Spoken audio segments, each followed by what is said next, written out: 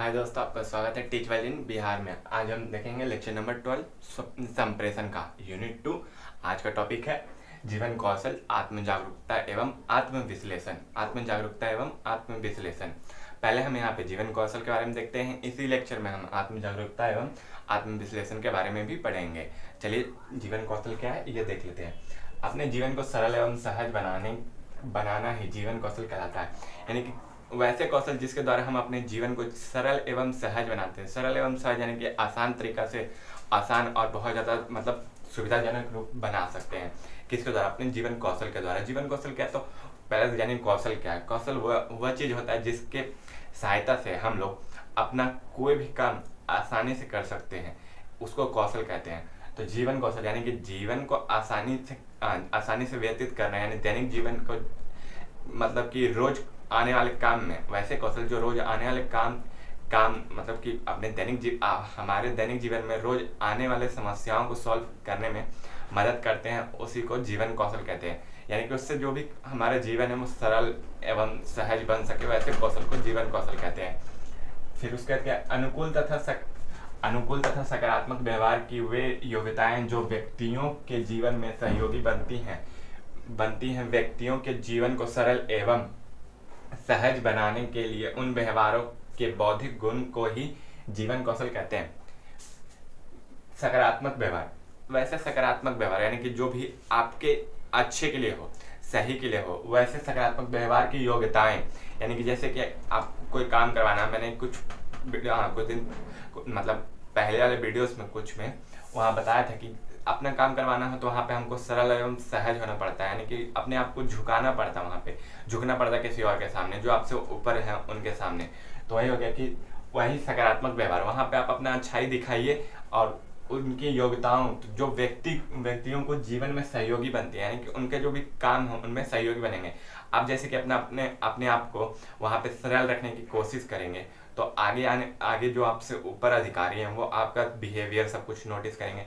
उसके अनुसार आपका प्रमोशन भी हो सकता है, या कहीं गए हैं तो उसके अनुसार आपका काम भी हो सकता है। व्यक्ति के जीवन को सरल एवं सहज बनाने में उन व्यवहारों के बौद्धिक गुण यानी कि उनका जो भी मतलब निकलता है वो बहुत अच्छा होता है। बौद्धिक गुण को ही जीवन कौशल कहते हैं। यानी कि वो आपके जो भी बौद्धिक गुण होते हैं उन व्यवहारों को, किन व्यवहारों का, जिनके द्वारा हम अपने जीवन को आसानी और सरल सहज रूप से बना सकते हैं। तो उनके बौद्धिक गुण को ही जीवन कौशल कहते हैं। उसके बाद कुछ यहाँ पे दो वैज्ञानिक कुछ वैज्ञानिक जो हर फिलोसफी के पीछे आप जानते हैं किसी न किसी वैज्ञानिक का ही रहता है। तो यहाँ पे भी दो वैज्ञानिक का दिया गया है। पहला है जीवन कौशल जोसेफ के अनुसार। जोसेफ एक वैज्ञानिक है, उनके अनुसार जीवन कौशल क्या है, उन्होंने जीवन कौशल को किस प्रकार परिभाषित किया है। जीवन कौशल ताकत एवं क्षमताएं हैं जो व्यक्तियों को अपने दैनिक जीवन की समस्याओं का सकारात्मक दृष्टिकोण के साथ सामना करने में मदद करती हैं और अपने दैनिक जीवन के कार्यों को उत्पादक रूप से करने में मदद करती हैं।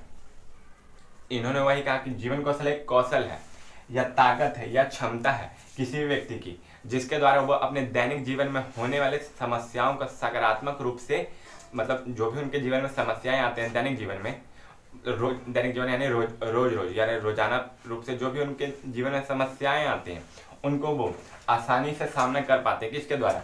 जीवन कौशल के द्वारा। सकारात्मक दृष्टिकोण के सहायता से आसानी से कर लेते हैं। जैसे कि हमको पता ही है, हम कहीं जाते हैं रोज वहाँ पे हमको काम करवाना होता है तो हम वहाँ पे हल्का सा झुकते हैं, प्लीज़ आदर भाव देते हैं उनको या रिक्वेस्ट करते हैं उनसे।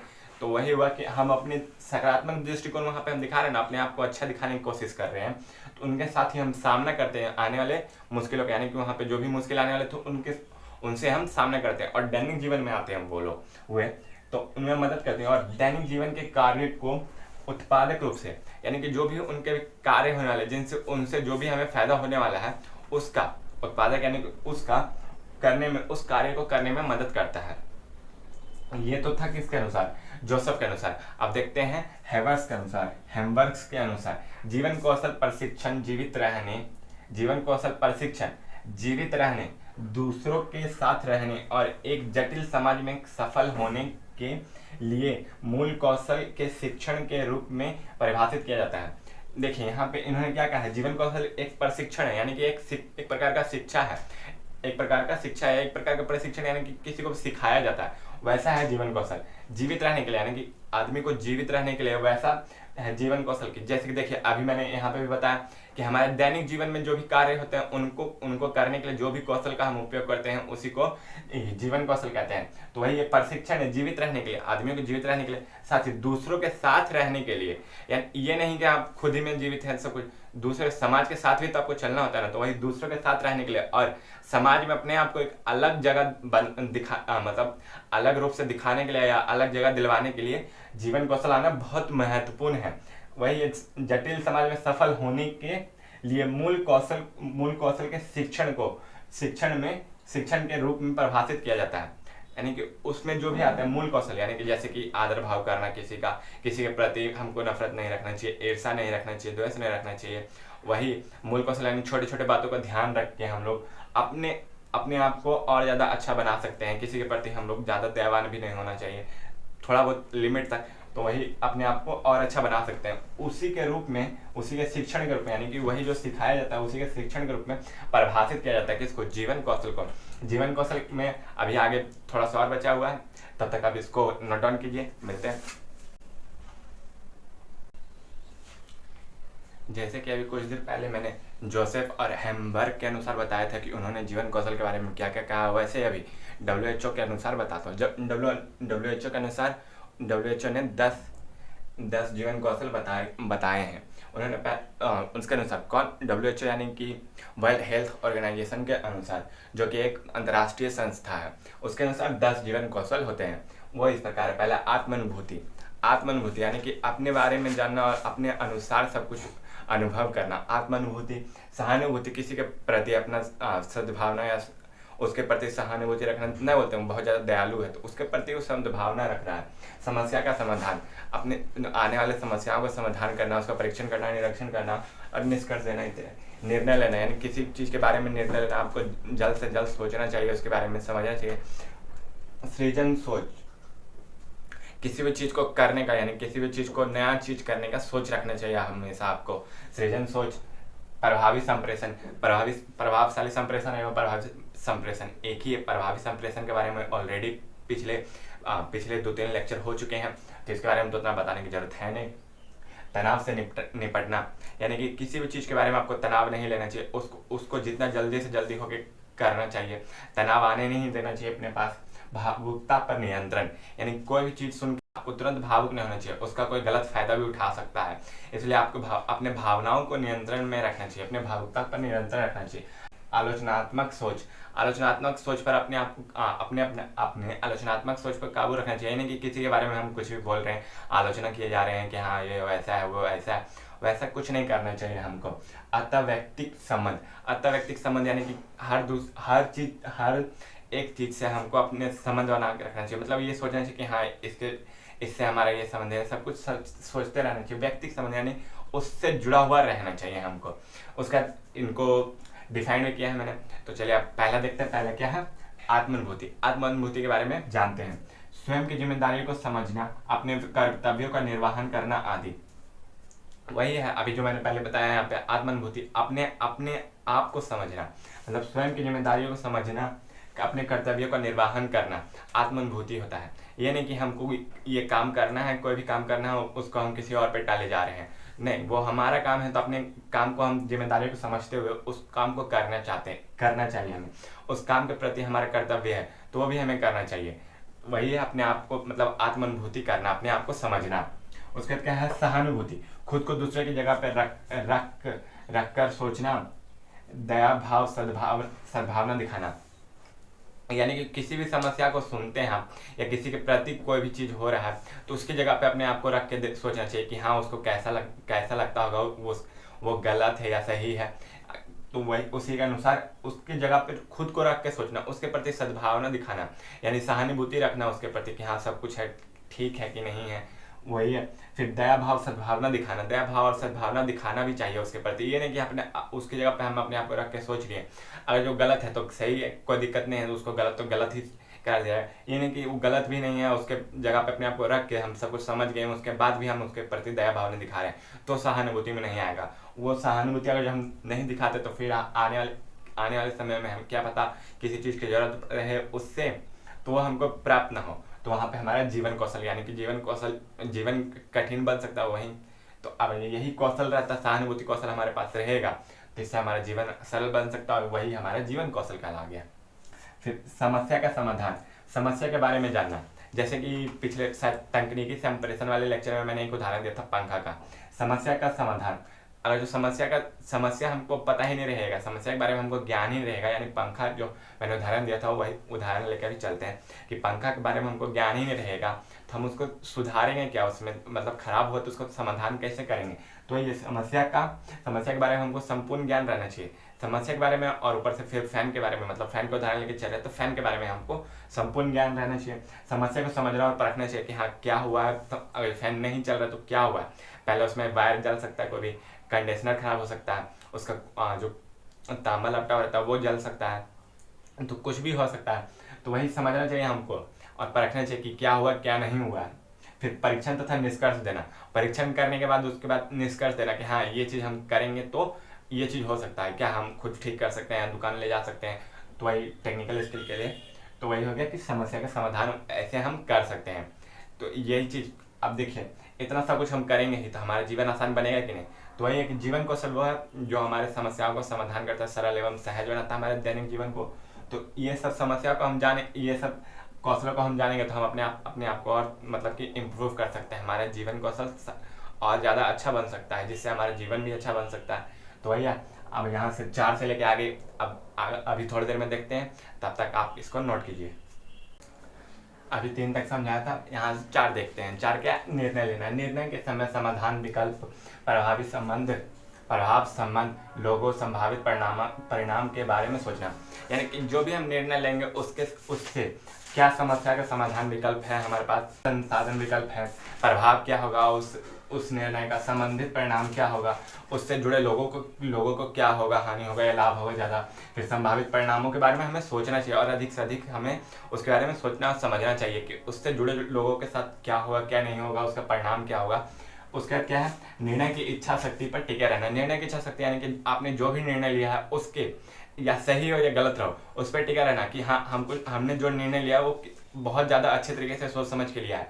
यानी कि सब समस्या किसको, तो संसाधन, विकल्प, प्रभाव, संबंधित लोग प्रभावित परिणाम को देखते हुए हमने ये समस्या लिया। इस चीज़ के बारे में सोचना चाहिए हमें। फिर क्या, सृजनात्मक सोच। सृजनात्मक सोच में होता है क्या, सृजनात्मक मतलब आप सब जानते होंगे, कुछ नया या कुछ अच्छा चीज़ करना, जो आविष्कार करना, उसी को बोलते हैं सृजन करना। तो वह है कि सृजनात्मक सोच, कुछ नया सोचना या करते रहना।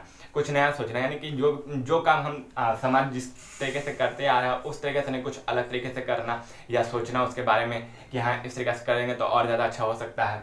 उसका क्या, आविष्कार या पुनः सृजन करना, किसी भी चीज़ का आविष्कार करना और उसमें कुछ बदलाव करके पुनः सृजन उसको करते रहना और आसान बनाते रहना, वही है क्या, तो सृजनात्मक सोच। फिर प्रभावी संप्रेषण, सही समय पर सही माध्यम तथा सही व्यक्ति से संप्रेषण करना। ये नहीं कि आप संप्रेषण करने के लिए जा रहे हैं, ठीक है, आप समस्याओं को सब कुछ, पंखा का उदाहरण अभी थोड़ी देर पहले लिया था मैंने, तो पंखा का आप ठीक है जानते हैं कि समस्या है उसमें, आप बनवाना है, आपको बनवाना चाहिए। फैन की दुकान पे आप लेके चल जाएंगे इलेक्ट्रिशियन की दुकान पे, तो वहाँ पे तो ये समस्या का समाधान नहीं ना होगा। तो वही है कि समय पर सही माध्यम यानी कि आप सही दुकान पे जाते तथा सही व्यक्ति से संप्रेषण यानी उसको बताते, वो आपका समस्या तुरंत सुलझाता। इलेक्ट्रिशियन के पास जाएगा, सही व्यक्ति नहीं है और सही माध्यम भी नहीं है आपके पास कि हाँ आप उसके पास जाके बनवाएं, व्यक्ति से संप्रेषण भी आपने मतलब सही व्यक्ति से आपने संप्रेषण भी नहीं किया तो आपके समस्या का समाधान भी सही नहीं हो पाएगा। तो तनाव से निपटना, किसी के भी जीवन में तनाव एक बहुत ज़्यादा महत्वपूर्ण भूमिका निभाता है। यानी कि वो डिप्रेशन में सुनते होंगे कि ये डिप्रेशन में चले गए तो तनाव में चले जाते हैं, वो बहुत ज़्यादा स्ट्रेस लेने लगते हैं। तो वही तनाव से निपटना। सकारात्मक सोच रखना यानी कि कोई भी चीज़ है उसके बारे में हमें पॉजिटिव वे में सोचना कि नहीं ये इस तरीके से नहीं, इस तरीके से करेंगे तो ज़्यादा अच्छा से बन जाएगा, या ऐसा नहीं ऐसा सोचना चाहिए, ऐसा करना चाहिए। तो वही एक पॉजिटिव वे में सोचना, व्यायाम तथा योगा करना, रोज सुबह उठ के व्यायाम योगा आदि भी करना चाहिए हमें, जिससे हमारा स्ट्रेस लेवल कम होता है, माइंड फ्रेश होता है और कॉन्सेंट्रेशन पावर भी बढ़ता है। फिर क्या, भावुकता पर नियंत्रण। भावुकता पर नियंत्रण, वस्तु स्थिति का ध्यान रखना। ये नहीं कि आप किसी भी चीज़ के बारे में सोच रहे हैं, अपने भाव मतलब कि कोई भी समस्या आया है, किसी भी चीज़ का कोई टेक्निकल फॉल्ट आया है या कहीं राइट सी हो जाता है, दंगा फसाद हो जाता है, तो वहाँ पे आप उस समस्या को ध्यान रखते हैं, उसकी वास्तविक स्थिति को ध्यान रखना चाहिए हमें। ये नहीं कि हम अपना ही बताए जा रहे हैं, उसकी स्थिति को नहीं देख रहे हैं, वो क्या है, किस चीज़ के लिए राइट्स हुआ है, किस लिए दंगा फैला है, किस चीज़ के लिए हुआ है, ये सब नहीं देखना, अपनी स्थिति में हम बोले जा रहे हैं। फिर क्या, क्रोध एवं दया को प्रदर्शित नहीं करना। ये नहीं कि हम उससे जुड़े हुए उस मतलब जो भी हुआ है उसमें हम अपना क्रोध दिखाएं या दया दिखाएं, वैसे स्थिति को आने ही नहीं देना चाहिए हमें अपने जीवन में। ये नहीं कि हमें अपने भावनाओं को पूरा खुल के दिखा रहे हैं, जिसके कारण क्या पता आगे जो हमारे सामने व्यक्ति है यानी कि दूसरा पक्ष जो है उसको ठेस पहुंच सकता है, उसको किसी भी तरीके से आहत हो सकता है वो। तो वही वहाँ पे हमको ये नहीं करना चाहिए। फिर क्या, आलोचनात्मक सोच, निष्पक्ष रहना। आलोचनात्मक सोच यही इसी चीज़ पे होता है कि हम किसी के ऊपर मतलब कि बोलते हैं ना उसको लांछन लगाते हैं। न्यूज में आजकल चलते रहता है कि हाँ इस पार्टी के नेता ने उस पार्टी के नेता के ऊपर आरोप लगाए, तो वही हो गया आलोचनात्मक सोच। तो वही है निष्पक्ष रहना। ये नहीं कि हम किसी के बारे में कुछ बोल रहे हैं, किसी के बारे में कुछ निष्पक्ष रहना, अपना जो सोच रहे हैं हम जिसके बारे में वो अपने तक ही रखना। फिर गुण एवं दोष दोनों पर सोचना, उसके गुण अच्छाइयों और बुराई दोनों को सोचते हुए चलना चाहिए। ये नहीं कि हम उसको खाली बुराइयों को गिनाते जा रहे हैं, अच्छाइयों को नहीं देख रहे हैं। तो दोनों को ही सोच के चलेंगे, तभी हमारा जीवन मतलब उसके प्रति ज़्यादा अच्छा से हम लोग ध्यान दे पाएंगे और हमारा जीवन अच्छा हो सकता है। वहीं पे हमारा जीवन मतलब सफल हो सकता है, यानी कि जीवन कौशल अच्छा हो सकता है। क्या है फिर, अंतर्वैयक्तिक संबंध, अपने रिश्तेदारों की इज्जत करना। जो भी रिश्तेदार हैं उनसे हमें संबंध बनाए रखना चाहिए अच्छा। वही मतलब कि ज़्यादातर अधिकतर समय वही काम देते हैं हमें, तो उनसे हम इज्जत करना चाहिए, उनसे हमको संबंध बनाए रखना चाहिए। और अपने दोस्तों के साथ भी हमें संबंध बनाए रखना चाहिए। दोस्त बहुत बहुत ज़्यादा समय पे काम देने वाले होते हैं।